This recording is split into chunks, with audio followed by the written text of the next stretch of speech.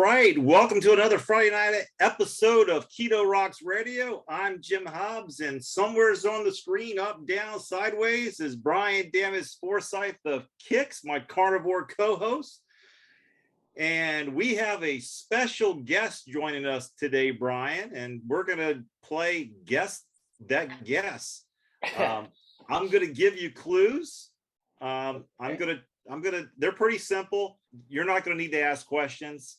I'm going to make it pretty generic in the beginning, but the deeper we go, I think you'll have no problem in guessing who this person is. So here we go. This person has been riding Harley Davidson since they were 18 years old. You want to take a guess on that one? Or you want another clue? I think I need another clue. Okay. Not that you watched this, but this person was in a Facebook Super Bowl commercial. I definitely missed that. Okay. You introduced this person to Wegmans grocery store. Oh, really? You want another clue? Yeah, you said this would be easy. It is. This person lives in Maryland. Okay. You have driven this person's car. Oh. Are you talking about Rik? By any chance? Oh, is it Rik? Let me see. Rik Parks? Let's see if he pops up. It is. What's happening? Yeah, I told you it was going to be easy for you, Brian. It wasn't that easy. But do you know how many people I've turned on to Wegmans? Well, the next clue was he has 3 English Mastiffs that are all have Led Zeppelin references. And then if you would have started with that one, it would have been a... Yeah, I couldn't do some of the easy ones. The other one, he says he strongholds you into giving guitar lessons, was another clue. Or in my words, railroaded me. Anyway, well, welcome to the show, Rik. How's things in Hagerstown? Oh, thanks for having me, man. It's cold, but spring's coming, so time to fly south and get down there where Brian is. Although Nashville has not been that warm this winter. Well, it's weird. Yeah, I know it's been freezing cold, but then yesterday it was in the 60s. So, I'll send that down here. I suppose it'll be in the 50s here today. So we're getting there. It's in the 40s here and raining, but it's 78 in Key West, and we're heading back there in a few weeks. Yeah, that's the place to be. You're not kidding. That is the place to be. So Rik, kind of tell us a little bit. I mean, you've been friends with these guys. What's some of the stories that jump out? The other clue I was going to give you, Brian, that every time that Rik sees you, he's always asking for a Kix story. So what's one of your favorite Kix stories that Brian has shared with you, Rik? Well, my favorite, I don't think I can repeat because it involves another musician out in LA, and we'll save that for the video. We'll do. Favorite Kix story besides that one? Oh, there's just so many. I'm kind of put on the spot. I can't think of just one in particular. People ask me that all the time, like give me your favorite road story, and I'm like, there's so many. Yeah, I mean, I've heard so many from the whole band. You've told me, countless stories. Oh man, this is so much harder than. Well, I tell you what. Let me direct it a little bit. Let me just switch gears. So, Rik, you had shared something with me that Brian had helped you out in, that your triglycerides were in the 600s, and Brian, I guess, is aware of that whole situation. So, kind of tell me how you guys got into discussing that.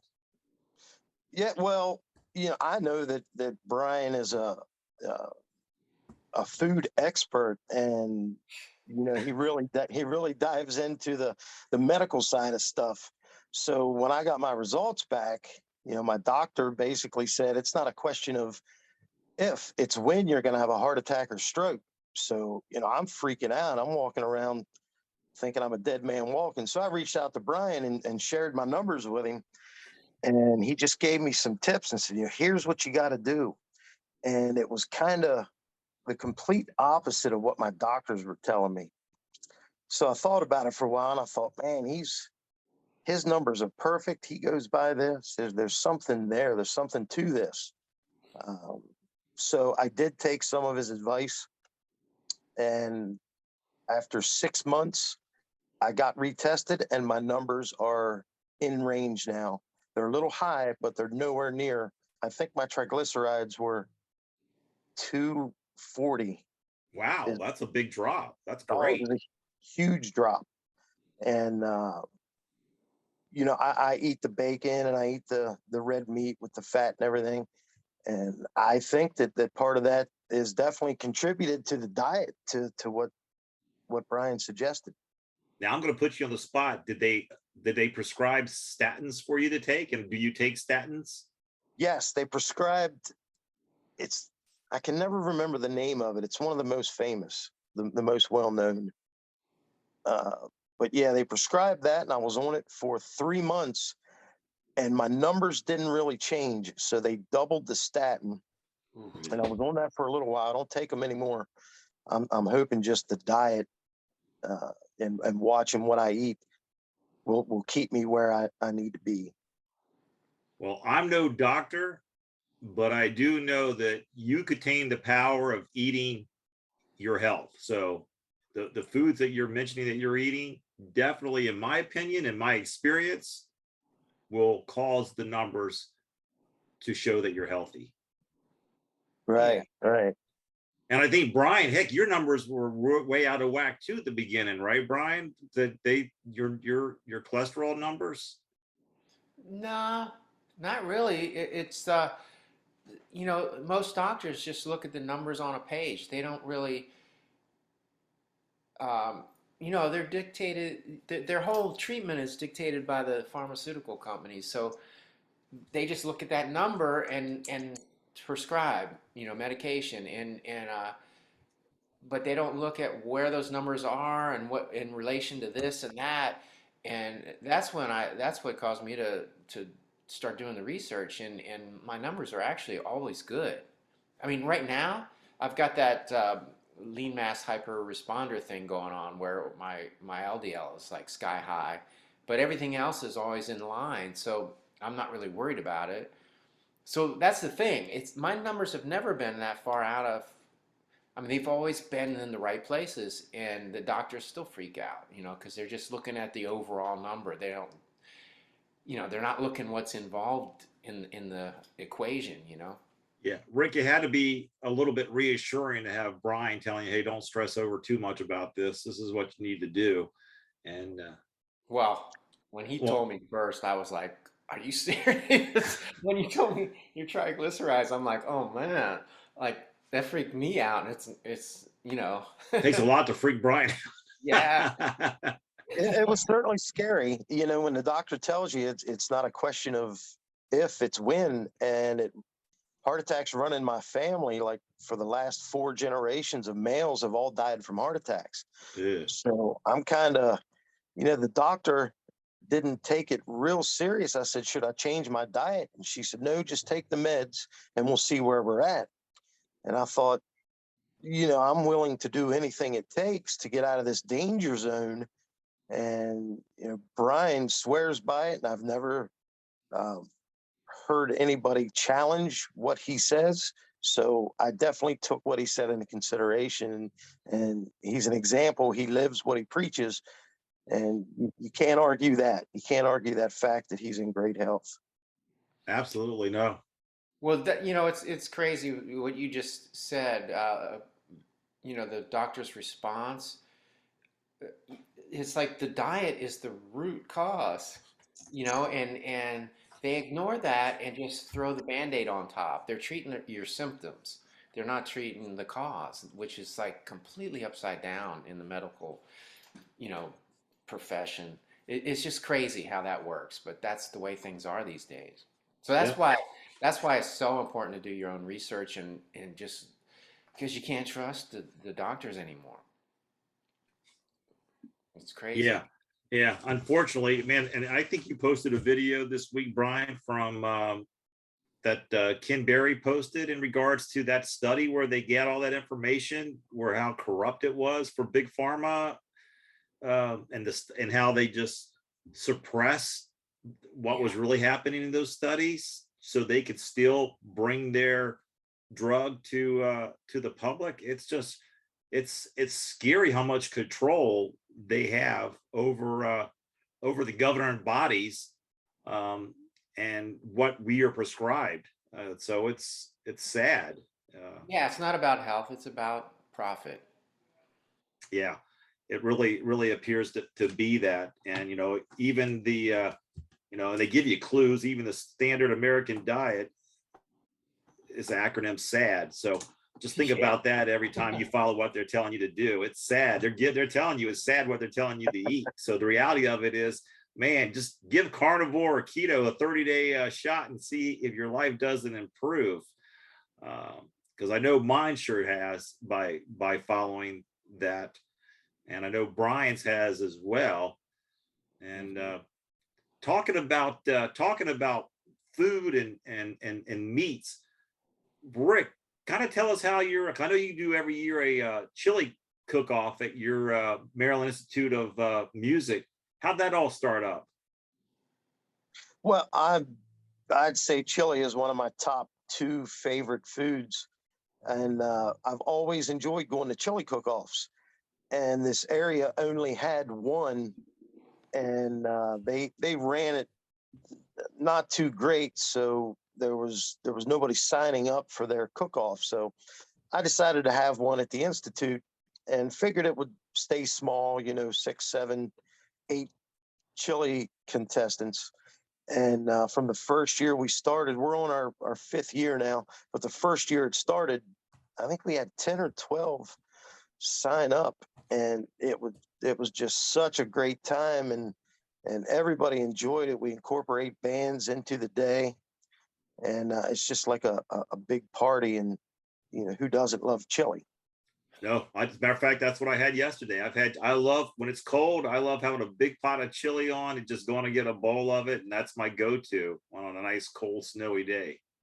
Yeah, we try to have chili always ready to go in the freezer or on the stove. So awesome. So when's your next chili cook-off? When's the one for 2022? Is that usually in the fall?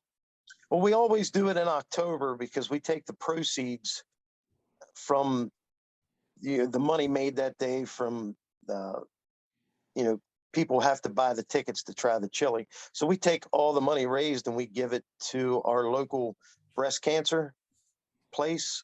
What they do, and I don't have anybody in my family that's affected by breast cancer, but what they do is just amazing to me. They'll make wigs, and they'll get wigs for the women going through the treatment, and they'll give it to them for free. They'll let a woman come in, and they'll have a stylist there to actually style the wig and fit it on them, and they leave with a full head of hair. And I just think that's super cool. So we always hold it in October. That's Breast Cancer Awareness Month, and it's normally the first Sunday in October. That's what we shoot for, with a rain date of the following Sunday. Well, that's pretty cool. Brian, have you ever attended the chili cook-off at Rik's? It has never lined up. The planets never aligned for that for me yet. But hey, how do I volunteer to be a judge for this thing? I mean, I love chili. How do I be a judge, Rik?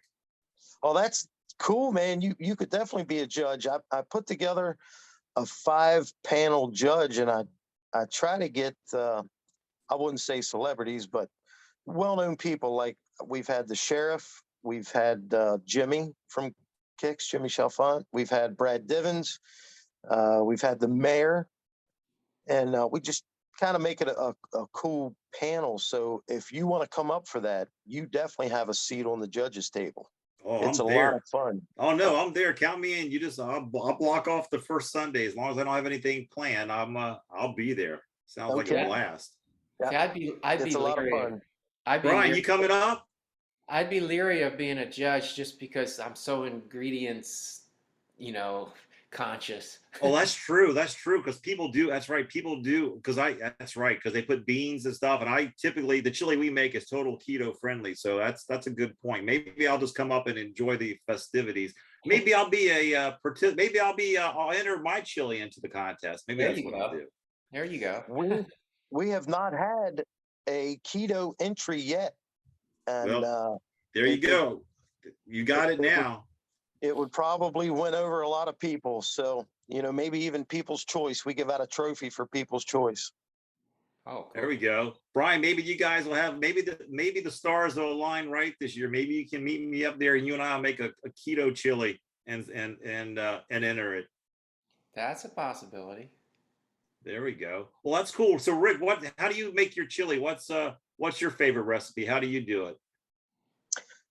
I actually stole a recipe offline years ago and just tweaked it a little bit. But I'm not a big fan of beans in chili. I once heard a saying that says anybody that knows beans about chili knows there's no beans in chili. Yeah, there's no beans in our chili. But it's actually a 5-bean chili, and I cut the bean part in half. But it's mainly sausage, burger, peppers, onions, and a bunch of different spices, and it's actually pretty good. I've never been able to enter it in my own chili cook-off because people would think it's rigged. But I used to have backyard chili cook-offs with family, and there'd be 6 or 7 of us that would enter. And I won every year but one. And my wife beat me because I helped her with her chili. Well, I remember back, I think it was in the 80s, the DC 101 used to have the DC chili cook-off all the time in Washington. But that was eons ago, back when you had the Grease Man and all that was running the station. I actually had them in mind when I started my chili cook-off because theirs was amazing. They had the big national acts come in and play, and a ton of chili entry. I don't think there was any way you could taste everybody's chili in one day. There were so many down there. Wow. Yeah. So I do that just on a much smaller scale. Well, so you normally have acts and stuff. So how long does the whole day last? Just so people have an idea of what to expect. Well, gates open at 12. We say gates, but it's a parking lot. We kick it off at 12, and we are announcing the winner of the chili at around 4 or 4:30. We went way over this year, or this past year in October. I went ahead and went all out for this last one we did. Normally we'll have bands playing our indoor stage. Well, this year I went and rented one of the huge professional stages like you'd see at Ozfest and put that in the parking lot. And I had the Stone Horses from Baltimore come up and play, Dean Kramer's solo, and a couple other local regional bands. And we had Don Jameson from that metal show come down, and he emceed the day. To give each band at least 40, 45 minutes to play, we actually had to go, I think it was 5 o'clock or a little after 5. So it's normally 4 hours. We went to 5 last year. I'm not sure what this year is going to hold, but now I've set the bar pretty high. So I'm going to have to do something special. Now, who's some of your past winners? Has anybody won it like 3 years in a row? They get a chance to keep the trophy. The trophy gets retired. Well, my brother won it the last 2 years. He won first place. And then the guy that won the first year, he's a self-proclaimed chef, and he's actually good. I mean, he makes a lot of really good stuff. He won the first year with smoked brisket chili. Ooh, that sounds. Oh, it was so good, so good. And he makes the same chili every year, and for some reason my brother's just beating the last 2 years, and um, I'll keep my personal opinion out of it. But they're both pretty good chilies. But the the brisket chili, man, that's kind of in a league of its own. Man, Yeah, maybe that I sounds. should do. I have all those briskets. Maybe I should make some chili. Yeah. Do There you you go. do you make chili, Brian? I don't hear you ever posting pictures on chili. I used to, but I haven't. I mean, back in the last time was probably in my keto days, but yeah, since going carnivore, I haven't messed with it. I haven't even thought about it. Gosh, you got me really thinking about that recipe of the smoked brisket chili. That sounds absolutely awesome. That does. But there's Yeah, no way that go ahead, Rick. I don't mean I to was just interrupt saying, you. he always brings me like an extra half gallon, so I have some through the year Oh, instead of just wow. that day. I can't wait a year in between, you know. So if people want to sign up for this, when does the sign up usually? Is it can they go to your website now to the Maryland Institute of Music? How do they sign up to attend or buy Well, tickets? somewhere around August, middle to the end of August, we'll put up on our website and on our social media pages that uh, we need some chili participants. And it normally, I think the minimum we've had was 10 contestants, and we've had, I think 15 was our largest. And we start that middle to end of August.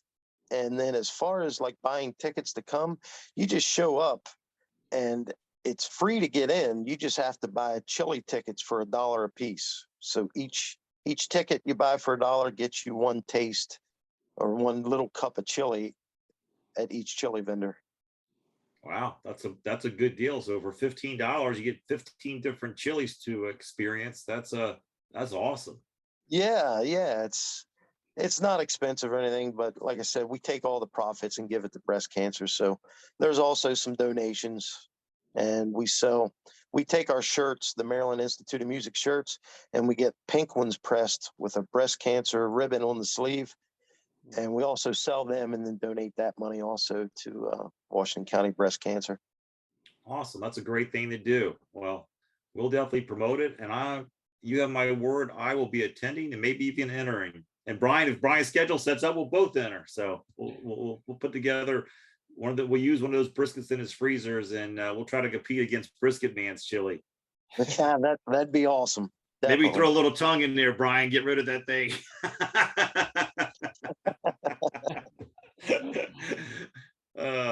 So Rick, tell us how you got the Maryland Institute of Music. I know you're well connected with a lot of bands. I know Kix for sure, and Steve, and all these, and a lot of others. But what caused you to open up Maryland Institute of Music?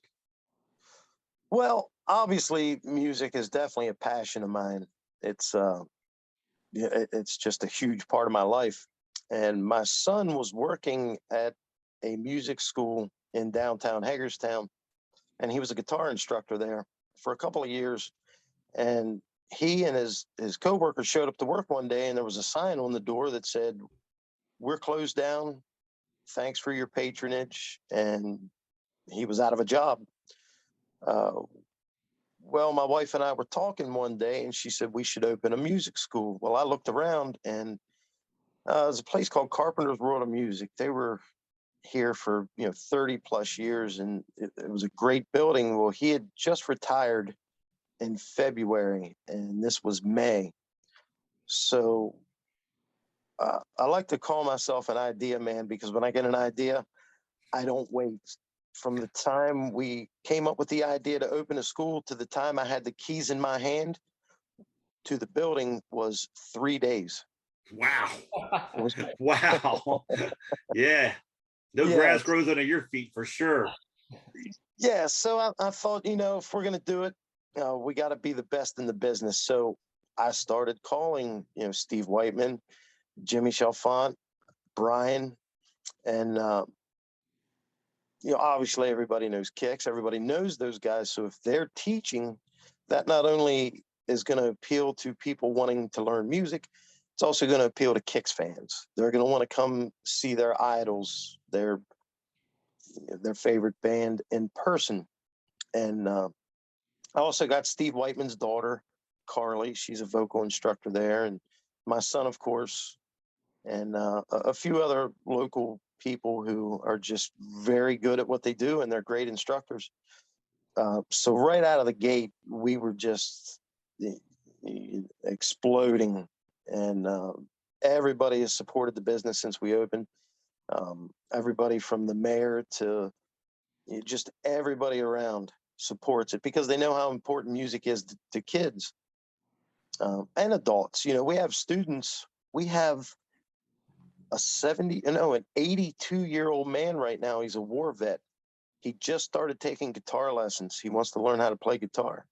So one of our other students saw him when he came in, and he was asking about lessons, and they gave him a guitar right there on the spot. Wow, how cool. Talk about a coincidence. I mean, he came in and he told us he's a war vet. The guitar this student had on him that he gave to him was an American flag guitar. Yeah. Wow, how cool is that? He's been coming to us for 6, 7, 8 months now. And it's just cool. So we have kids from age 5 to 82. Now I know a couple of years ago you did a Kix camp, because I know a lot of people. There was a lot of buzz about that, and I think some of the people that are in our keto group attended that. So, what caused you to put that together, or whose idea was that? I'm assuming it's yours, but I'm not going to assume. Well, yeah, it was my idea, and I basically just took the idea from what's the place out in LA? They do rock camp. Yeah, something like that. Yeah, where I've seen Steven Adler, I've seen Roger Daltrey from The Who, and we actually had a student who attended that out in LA. So I just figured, Kix is absolutely huge in the 4-state area, and I'll call them and see if they're into it, and they all were. So we did it was called a week, but I think we only did 3 days. Is that right, Brian, or did we do all 5? I think it was a week. I forget. There was like I think it spanned the span was a week, but there were certain days that were filled more than others. That's right. It was a week, and the first 2 days there was nobody from Kix, and then the Kix guys started coming in on Wednesday for Wednesday, Thursday, and Friday. And then Friday, it was very cool. Kix actually did a song on the stage with my son on bass because Mark Schenker couldn't make it. He was busy with work that week. And then every student that came was put into a band, and the guys in Kix were members of their band, which is, like a dream come true for fans. Yeah. So it turned out really good. When it was over, I think we had 8 or 10 participants total. But when it was over, I got so many messages and emails. If we were to do it again, obviously COVID prevented that from even being an idea. But if we were to do it again, I think we could have had 30 to 40 campers. There were so many people interested. They heard about it after the fact. I heard nothing but good, positive feedback from the people who I know attended. And so that's just a cool thing for people, for especially fans of Kix, to be able to participate in, to be able to say, well, hey, Kix was in my band. And then the video footage that I saw from people, that's a really cool thing that you put together, and I'm sure pays dividends. I mean, I can't imagine the world without music. So I'm so glad there's mom and pop shops like yours and other places and that are out there helping an 82-year-old war veteran learn how to play guitar. I think that's just awesome.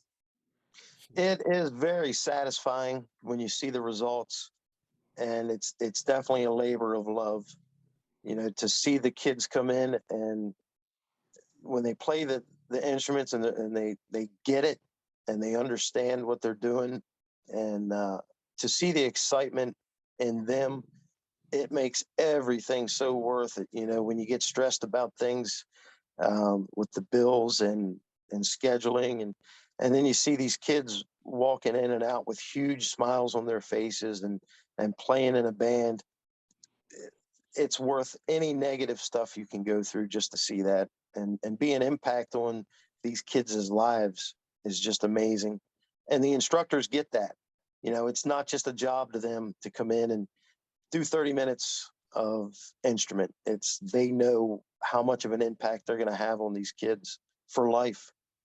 No, I think it's really cool. I know your son's a very talented musician, as well as Steve's daughter, Carly, as you said, was a vocal instructor there. Have those two ever collaborated together, your son and Carly? They have, yeah. They were actually in an acoustic band together. They played in our area not too long. I think they were only together a couple of months. But yeah, it was Justin on guitar and Carly singing, and people loved it. But it was short-lived, as most young bands are. Yeah, it's amazing.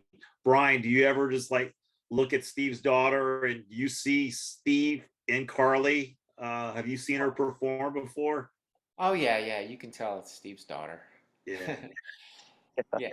Rik, now when you guys first started the institute, now you've grown into selling vinyl now.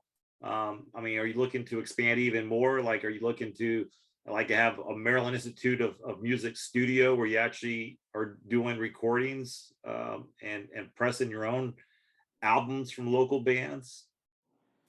That's always been a thought in the back of my mind since we started. Was we create these bands, and it would be nice to get them to record. I actually took a band to a local studio, recorded a song, and actually got it played on the radio. So it would be awesome to have our own studio in-house, but the cost of that to get decent equipment and just the logistics of it, it would be a heck of a commitment. And Be a pretty monumental task. Yeah, it would be a huge task. I'd have to get, a few people on board to not only help build it, but also to engineer. And so I wouldn't say it's out of the question, but it's not on the table right now. Gotcha. Now, how's vinyl sales going? Because Brian and I talked, I don't know whether it was on the air or off the air, but there's just something, it's more warmth to playing music off of a vinyl album with that needle and that sound. There's just something more intimate than just playing a CD or M3. So what got you to go ahead and bring vinyl back alive in Hagerstown? Well, my wife and I have been collectors for years. We used to take the weekends and travel from Pennsylvania to Virginia and all around just collecting vinyl. And we had the idea to open a vinyl shop about 10 years ago, and we backed out because it was coming back then, but it wasn't back, so it was still a niche market. So we didn't do it. Well, when COVID hit, we went from 160 students down to 12, and we just couldn't pay the bills. There's no way. And I thought, I have a pool table, some couches, a big screen in here. I could move that out, move a couple crates of records in, see how that does, because vinyl has made a huge comeback. So we did that, and they sold like crazy. So then I got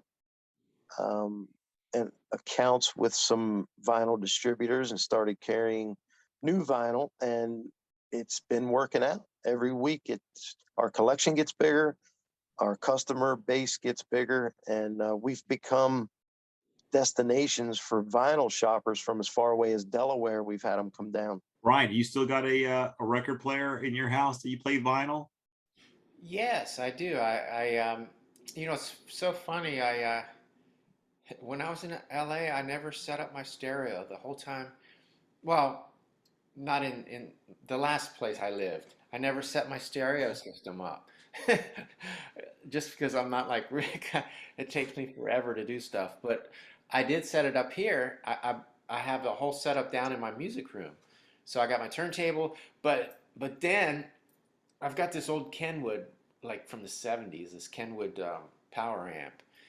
and I was listening to that Eddie Spaghetti record. They sent me a vinyl, Right. so I stuck it on the other day, and that old Kenwood, it's one of those ones that's all scratchy, so you have to the volume. It's like, and you gotta like keep messing with it till it finally straightens out. And I'm listening to that record, and halfway through it, it goes into this all this noise. So I run down there, and the balance is sort of jumping from speaker to speaker, and I can't get it to straighten out. Uh, so I had to pull that out of the system. I had this other Onkyo, and I don't even know where I got this. Another huge giant. You brought it back from Japan. I, well, I don't know where somebody gave it to me along the way, and I don't remember where it came from. But it's like a surround sound system thing. So I thought, well, this should work. So I took the Kenwood out, put that in. I hooked everything up. Everything comes on, but it's this weird thing where you have to program it, and I cannot get the sound to work. I just haven't figured it out. So now I'm like, now my stereo is not working. So it's non-functional at the moment, huh? I'm bummed. Yeah, and I got these new speakers that sound great, but anyway, yeah. So it kind of got me back into listening to all my vinyl. I got all my vinyl down there, but I had a really nice vinyl collection, but at our last place they were stored in the basement because vinyl had kind of gone by the wayside. I had them, but they got totally destroyed in a flood. Our basement flooded one year. I mean, oh, it's sickening to me. I'm even talking about it, my stomach's turning. But so, and there's a difference I do miss about it. One of the things that's on my list this year is to build back my stereo system, like buy a phonograph and start collecting vinyl again, because I love music, and there's just something different, the vibration, the warmth, everything about listening to vinyl for some reason. It's tangible, in my opinion.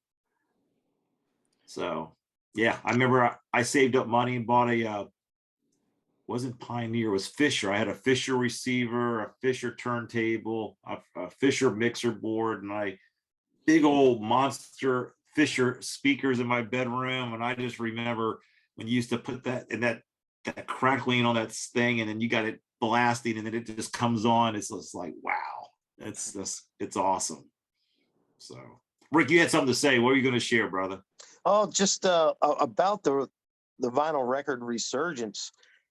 I have my receipt still from 5 years ago when I bought the Kix Hotwire vinyl for, it was 10 English pounds, which is approximately $13. That same record today is selling for $400. Wow. Yeah. And that's kind of across the board. All the $5, $6, $7 albums from 6, 7 years ago are now $100. It's just crazy, the prices on vinyl. wow. Yeah, I have my nephew has a shop out in where is it? Costa Mesa. And he opened that like years ago, and it was still kind of underground, and that it's just kept going and going and going. So he's into vinyl too, and he's, I guess he's in his 30s now, but a young guy. Wow. So what do you think the resurgence is, Rick and Brian? What's the resurgence in vinyl, you think? I just think it's like everything else. Things come back around, fashion and all that, so it's just back in fashion. I know they tried to bring back cassettes there for a second, but it was like I didn't understand cassettes when they were around. It's like, why would you want to bring that back? It's like the worst form of Well, I want to know who sold the format of 8-track right in the middle of your song, click to the next thing. Is like that. I never understood that one. Yeah, I had a whole car full. Yeah, I guess. Well, the only thing about 8-tracks, at least you had this big thing to look at, but like with a cassette, I don't know. Yeah, there's some metal bands that are releasing their stuff on 8-tracks now. New. Really? Yeah. I'll get the order for them each week, and Impending Death is releasing their new album on 8-track. Hot Pink and Neon Green, 8-tracks. And they're trying to get that back. I don't think it's going to take off, but they're giving it a shot. Well, I'd probably need to hold on to my VH machines I got in the garage and my beta machine. Next thing you know, they'll be coming back. Better believe it. 8-track, I didn't even know you could even still buy an 8-track machine. A customer told me last week that they saw some for sale, new units. I haven't seen them myself. Well, isn't that like at a radio station, those carts that they stick in, aren't those 8 tracks, basically?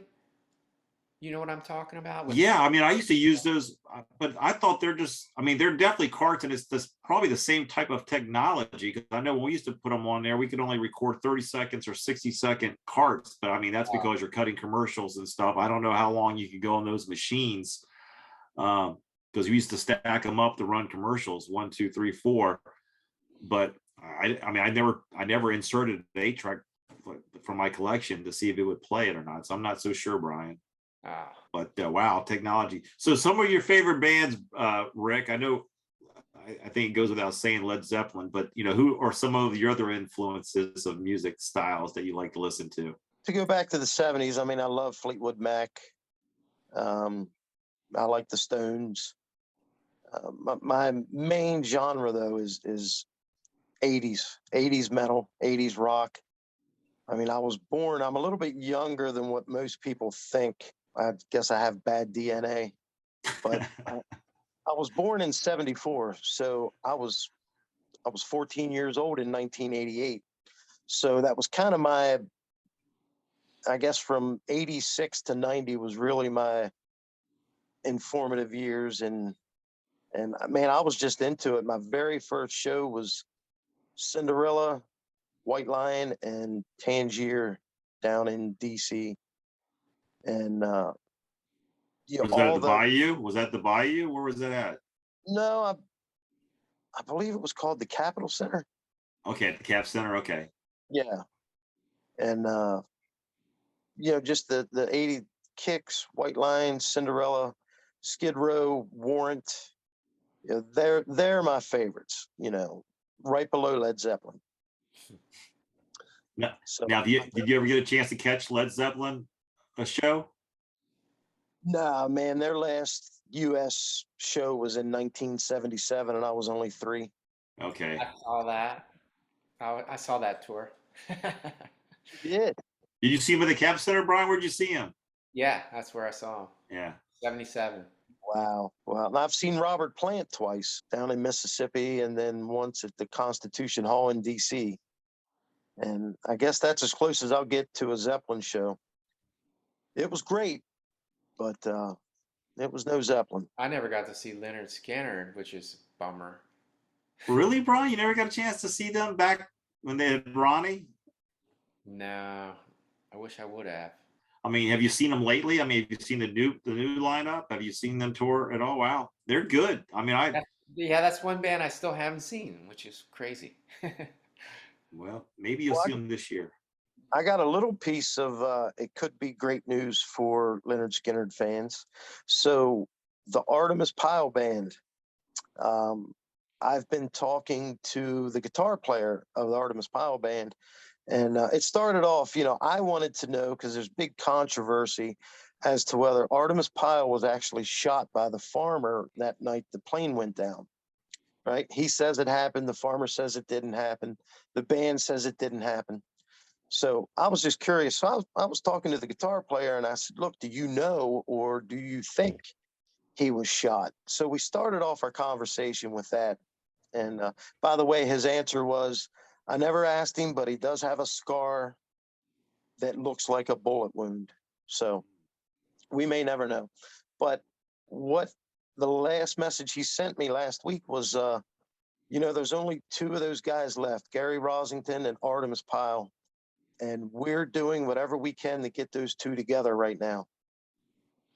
So, I guess it's inside information. I'm not sure if it's public or not. I was never a big Leonard Skinner fan, but watching the documentaries in the last 6 months or so, I just have so much respect for that band and everything they went through. And yeah, I watched. My wife and I watched that documentary that I think and wow, the amount of hours they put in and wrote all their hits in that little swamp shack they had down by the river that they just went to every day and just practiced and jammed and really sharpened their teeth. So I mean, they were so polished before they even were in front of anybody. I mean, they were truly dedicated to their craft for sure. Yeah. Definitely. Yeah. They spent like every waking moment. And a lot of them even slept at that place called the Hell House. So nobody would steal their equipment. But I remember one part of the documentary, I think it was Gary Rosington said that we used to wish we could get locked up in jail with our guitars so we wouldn't have to do anything except play guitar. I didn't know that they had written the majority of their songs just when they were cutting their teeth and practicing and getting together by the river in that shack or the Hell House and just writing all those songs that they did.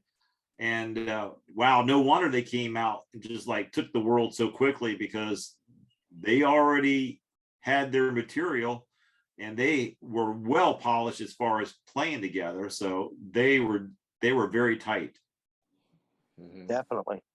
I did not know, in that documentary talking about that their band manager was trying to get them delayed and not to take that flight because they had a day after, because that plane already had issues and he didn't want them to fly, and they were going to upgrade and buy a jet and to start traveling in, and he begged them not to take that flight. And that, I guess whoever was in charge of that flight said, we're flying it anyway, we got to get this plane back. And then tragedy struck. That's just, it's so sad that went down when they didn't have to. Yeah. Aerosmith actually turned that plane down. It was supposed to be theirs, and they said they didn't want it because it was too old and there was too many mechanical things wrong with it. You wonder how things would have been different had they never took that plane. Like how being with my friends and going down in a plane, and the feeling that 3 of them died and we survived, and we were sitting right beside them on the plane. I'm sure there's a feeling of guilt, but at least horror every day you wake up and think about it. I just can't imagine. That's a nightmare. Yeah, I mean, I always say this to people: you never know what someone that you're meeting with, what they've gone through, or what their life's like. So just be kind to people. I mean, you never know what they've gone through in life, and so those guys have to live with that on them. The ones that survive, like you said, they have to live with that every day, and I'm sure every day something reminds them and takes them back to that moment. And it's tough for anybody to have to go through life knowing why me, but Yeah. it is Yep. It is what it is. So all right, it's that time of the evening where we get a chance to check in with Mr. Brian Shanker of the Meat Tribe YouTube channels for those meat deals of the week. And Brian, what do you have for us this week? We're now entering in February, so what do you got? Yep, we're already in February. I kind of like the under $10 per pound theme, so I'm going to try to stick to it. Although one of the deals is a tad bit above $10 per pound. But we'll start off with Food Lion. They've got a couple of deals that run through February 8th. They've got some choice grade boneless chuck roast at $3.99 a pound. That's still the best price I've seen for chuck roast since I started the channel. They've also got some choice grade bone-in T-bone steak for $9.99 a pound. And next up, we haven't seen anything from Aldi in quite a while, but they've got a deal running through the 8th of February. They've got some Aldi choice grade boneless fresh black Angus ribeye steaks for $11.89 a pound. So a little bit above the $10 per pound threshold. And that's the only deal that they've got. Terrace Hey, let me interject here for a second. When you had your meat package that you got from Aldi's, how were the ribeyes? Were they marbled and the ribeyes that were included in that packet, that big food box you got from Aldi's? Oh yeah. The marbling was pretty decent. I wouldn't say it was probably between Select. Yeah, between select and choice, like on the higher end of select or the lower end of choice. Okay. But it wasn't bad. Yeah, I was kind of impressed, and I haven't even eaten all that stuff yet. I think I don't think I did the ribeyes yet. I think maybe I did. I know I did the strip steaks, and I haven't done the burgers yet or the filet. I got to get on that. It's been real cold. What are you waiting for? It's been in your freezer almost as long as Brian's tongue's been in his. I knew the tongue was going to come out. Yeah. All right, so back to the deal. So Harris Teeter, their deals are running through February 8th. They've got some rancher grade boneless New York strip value pack or steakhouse roast for $7.99 per pound, and a little bit out of the box from what we normally talk about. They've got some Snake River Farms American Wagyu ground beef. It's a 16-ounce package, so it's 1 pound, and the price for the package, it's $6.99 for the 1 pound package. Now you're probably thinking, I mean, as much as I've seen 80% lean ground beef for $5.99. So for American Wagyu from Snake River Farms, $6.99 for 1 pound of it, I don't think that's too bad of a price. Nope. And then the last deal from Harris Teeter, and I've got a couple other stores, but the last deal from Harris Teeter, they've got their Smithfield whole Boston butt pork roast on sale again for 99 cents a pound. That's good. So I picked one up last time. It's still in the freezer. I got to go get me a couple more of those. All right, next up, Kroger. Brian, your store down there, Tennessee. Their deals run through February 8th. They've got some choice grade, and I'm going to say it, even though you say they don't say it like this, but in their ad, it says it, boneless beef brisket. So look up there when you look up their advertisement, it says boneless beef brisket on there. I know it's going to be boneless all the time, but $2.99 per pound. Wow. Wow, that's a good price. Yeah, I thought so. Is there any Kroger's in Maryland? I don't think so. Might have to go to West Virginia might be the closest place, I think, to get a Kroger's. Okay. Yeah, I've got like 4 or 5 briskets in my freezer. I don't know if I could fit another one in there, but Brian trades them. I'll trade you 1 brisket for 2 ribeyes. Let me see. I'm looking up real quick to see where the nearest Kroger is. Kentucky. I put my zip code in and Kentucky pops up. Wow, that's closer than Tennessee? I guess so. I don't know. Not very close, right? 379 miles. Yeah, it's a day trip. I'll do some more research. All right. Kroger also has some choice grade boneless strip steaks for $9.99 a pound. And then the last deal that I have for you today, Giant Eagle, their deal runs through, it starts on the 3rd and it runs through the 9th. And they've got some 73% lean ground beef value pack. It's going to be 5 pounds or more for $2.99 a pound. Wow. So there you go. Still quite a few deals out there for less than $10 per pound or close to it. No, that's awesome. I like the $10 and under deals. So Me too. Cool. All right. Well, hey, thanks so much, Brian. We'll look forward to seeing you next week with more deals, and stay healthy and keep eating that meat. Sounds good. Take care, guys. All right. We'll see you. Yeah. Brian, you got any questions for Rick? Questions. Well, Rick and I talk a lot, so he's probably already answered my questions. Oh, I got one, but I don't want to put you on the spot. Go ahead. Are you still smoking? Cigarettes? Yeah.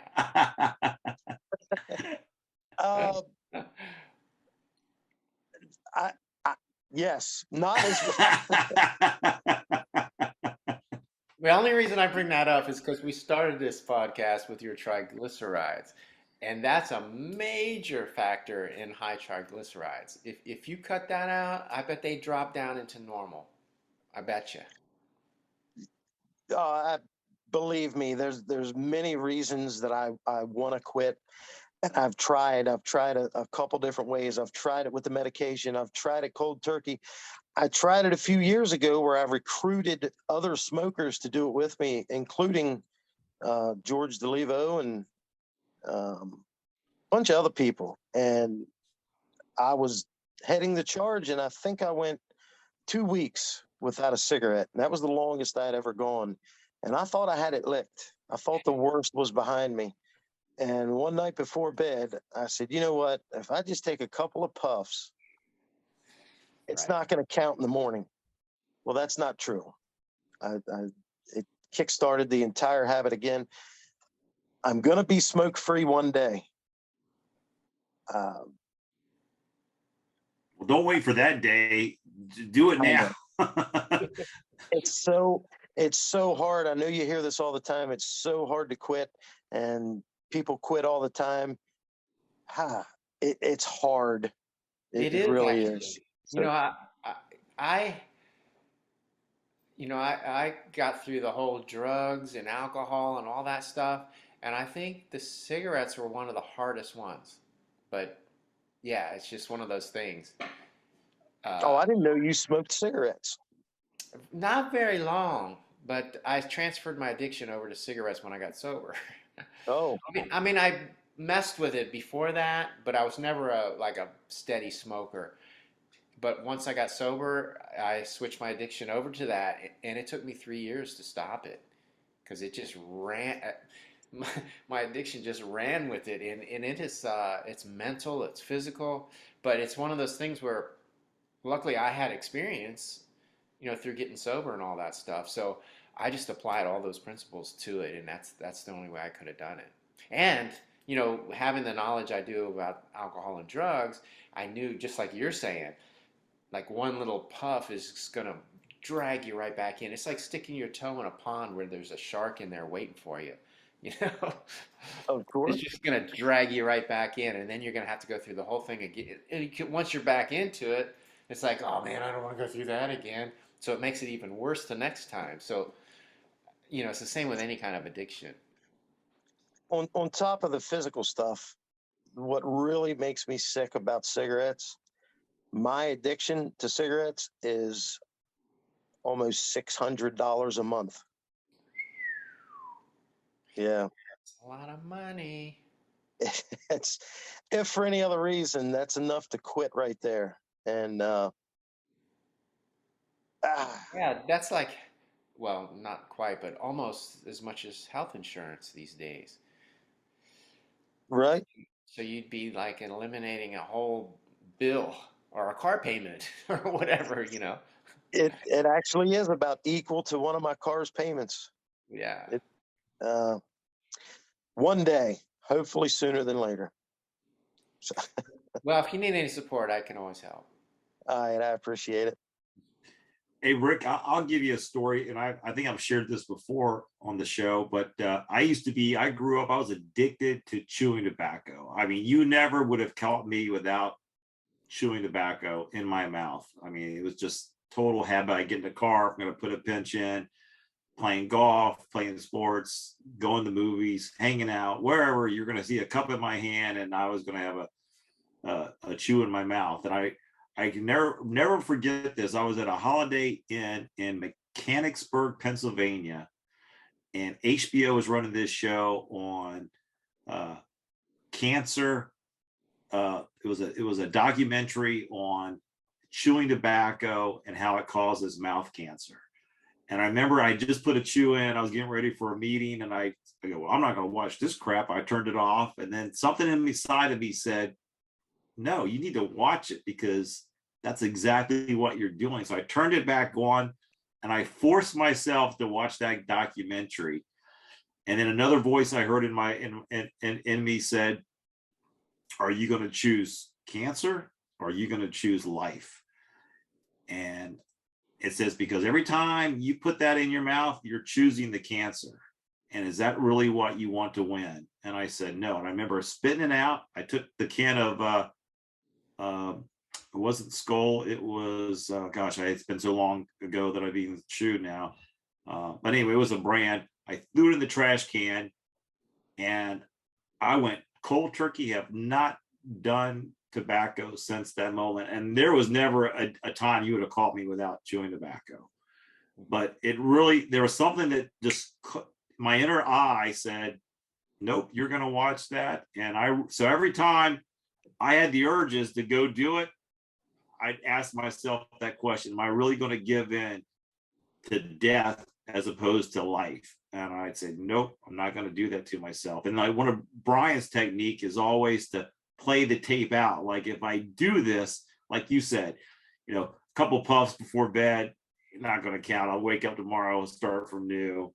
It's good. But it wakes that demon in all of us and says, aha, that monster comes alive in all of us, no matter what the addiction is. And now we're being controlled by the monster instead of us putting the monster to bed. So, yeah. So it's tough. Trust me. That's a cool story. And that's definitely a powerful way to make you want to quit, to look at it like that. Are you going to choose cancer or not? Man, that's pretty heavy. Yeah. Because every time I look at my wife or my children, I got to say, man, what am I choosing? I want to be here for them as long as I can be here for, which I know you do. I know you love your family, and I know you want to be around. Very much. Yeah. So, just look at it that way, and, and just say, you know what, not today. I'm choosing life, and I'm choosing to be here for my family. And like Brian said, man, those numbers can be, next thing you know, you'd be running clinics on how to lower cholesterol. So. Well, anyway. I appreciate you sharing that with me, man. That will be on my mind now for a while. It definitely will. That it caused me to stop. That could have been the pushing point I needed. I don't know. I'm going to think about it. That's for sure. That's going to be on my mind. Thank you. No problem. No problem. Just to add a little thing to the end of that, in AA, there's this thing, the addiction will lead to jails, institutions, or death. And like most alcoholics, when they're faced with that reality, they'll go, let me think about that. Like, no one else would have to think about it, but like a true alcoholic, it's like, huh. But anyway. Especially when you're Leonard Skinner, and you go, hey, maybe I can just, only let me bring my guitar in. I'm good with being in jail. And so, but no, that's not the point. You make a very valid point, Brian. So yeah, look, it's difficult for all of us. We all have our addictions to deal with. I mean, even in food's an addiction, sugar's an addiction, tobacco, alcohol, it's all an addiction. And no matter how many people are telling you to stop doing it, I know that doesn't work. It's going to have to be an internal choice where you finally go, you know what, it's my choice, my life, and this is what I'm going to do with it. So until we get to that point, it doesn't matter how many people are telling you to stop. It's just not going to happen. At least it didn't for me. So that's it. I mean, I think you pick up little bad habits as you go through life, starting as a kid with soda and candy. I'm addicted to Pepsi. And bad eating habits, and you really don't think much about it going through life until you get a little older and you think, wow, this has really affected me. The smoking, the drinking the soda, the eating anything I wanted anytime I wanted, and not limiting myself. I think I've hit that age where I think of all those things. It wasn't a big deal in my 20s. It wasn't a big deal in my 30s, but now that I'm approaching 50, there's some things I wish I wouldn't have picked up, obviously. And you don't realize how much of that bad stuff you do, or the bad stuff you do to yourself, or that you crave, until a little older. And now I'm thinking, man, there's a lot of stuff I do that I wish I would have never started. I'd love to live a healthy lifestyle, and I do for the most part, except for the cigarettes, which is huge, I know, and the sugar. I'm into sugar a good bit, and that's addicting too. I know it. But it's never too late to change. I've changed, starting with the the cholesterol numbers. I've changed some things, and That's good. I figure if I keep chipping away at it and I change little things here and there, it's not going to be that dramatic of a lifestyle change. And as long as I get to where my end goal is, it might take me a little longer than somebody that really has a lot more willpower than myself. But if I end up there, even if it takes me a couple of years, hey, it's better than nothing. Yeah. Well, hey, if you have the ability to create the problem, you have the ability to solve the problem. So I always take it to the point, it just takes time. I mean, every time you take a breath, you have a new opportunity to start on that new path, that new road. But, as a kid, I remember I used to be an avid fisherman, and I remember bait casting a bait cast reel and with my uncle. And I remember that thing would just backlash because I just could not do what he was able to make look so easy. But he always said, look, if you can create a backlash, you can undo the backlash. And so I would pull that line out, and I would just take my time, meticulously undoing the knots and that had been created by the backlash. And that always stuck with me. Like, doesn't matter how bad life gets because of decisions I've made, I also have the ability to take the time to undo those bad decisions and then be straight as the line was before the backlash took place. So that's always carried with me.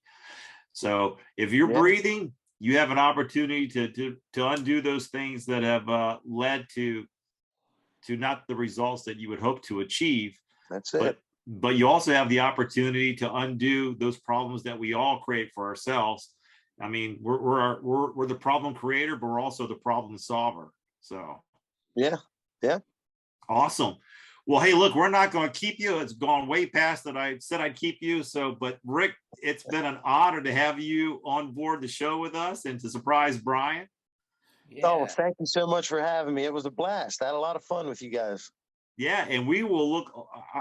You have my commitment. Hopefully, Brian's schedule lines up that he can join me and enter in our chili for the chili contest, chili cook-off in October. But either way, I will definitely be there. You have my word on that. And sounds great. That'd be awesome, Jim. Awesome. All right, Brian, if people have made it this far to the show, what bit of advice would you give them to help them put themselves in the best health condition and build their immune system up? I would say eat your meat. Absolutely. All right. Thanks for tuning in, everybody. We'll see you next Friday. Stay safe, stay well, and stay out of that hospital. See ya. Thank you.